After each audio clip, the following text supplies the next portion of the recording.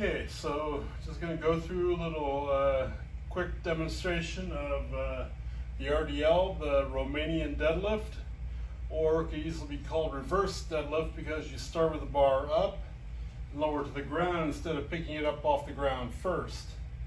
But this is an exercise I really like to work the glutes and hamstrings as well as strengthen the low back muscles. And so I'll go ahead, get a grip like this, and just go ahead and pick the weight off the bar, off the holders there, step back a little bit, and I'm gonna bend my knees. I'm gonna keep my knees bent through this. I'm gonna slowly lower down, then use my glutes and hamstrings, pull back up, slowly lower down, keep those knees bent the whole time. So I really feel this in the glutes and hamstrings. And there again, depending on how many, if you're familiar with this exercise and you've done it a while, you can lower it all over the ground if you want. I've done this exercise a fair amount, and I'll usually go to about mid-shin. All you really have to do is go just below the knees and then up. So you're using your glutes and hamstrings to pull you back up, which is a good workout for them, but you're also keeping your back kind of neutral, so you're not really getting a lot of back bend with this exercise, which I think is probably a good thing, because in this exercise you're limited by how much you can lower down and then pull back up. So you strengthen the low back because you're doing the eccentric, the lowering, and the concentric, the lifting, the raising. And this is a good exercise. I usually like to do somewhere between 4 and 6 repetitions, and often 4 to 5 repetitions. I don't think you need to do 8 repetitions on this, because there again, you have to really focus on the form. You've got a lot of continual tension on the muscles.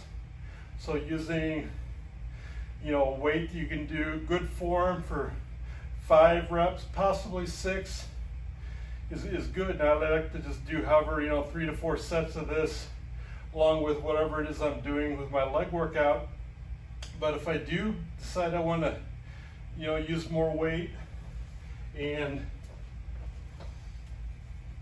so I'll show you the breath belt. And the breath belt is a nice simple way to make sure your core, your midsection is working properly. And so basically it's an elastic belt, goes around the hips, just above the hips. Got 2 different sections, and so I'll just tighten these up with their Velcro, 1 layer, 2 layer. So it does provide support, but it's not nearly as much support as a weightlifting belt.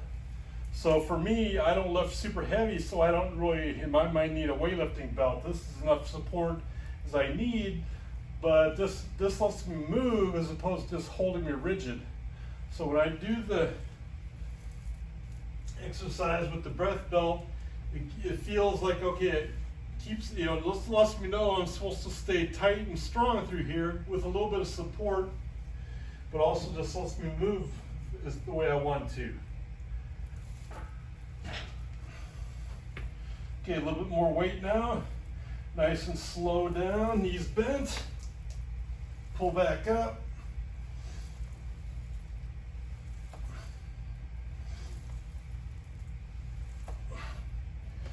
Okay, so I like to use a weight that's not so heavy that I can't get a little movement, a little momentum going after I've stretched. It's kind of like a rubber band. You stretch the rubber band the way down, and you create some, the elasticity helps create the movement. But so by moving it quick, I'm working on power, because these are power muscles, the glutes and hamstrings. But also by moving quick, it means I don't have too heavy a weight, because like I say, I don't really want to go beyond 6 reps, and I often do 3 to 5 and do multiple sets and just work on the feel. This is a great way to work. So I already feel this with glutes and hamstrings, low back. I did a little bit of a nice warm up earlier. Nice exercise.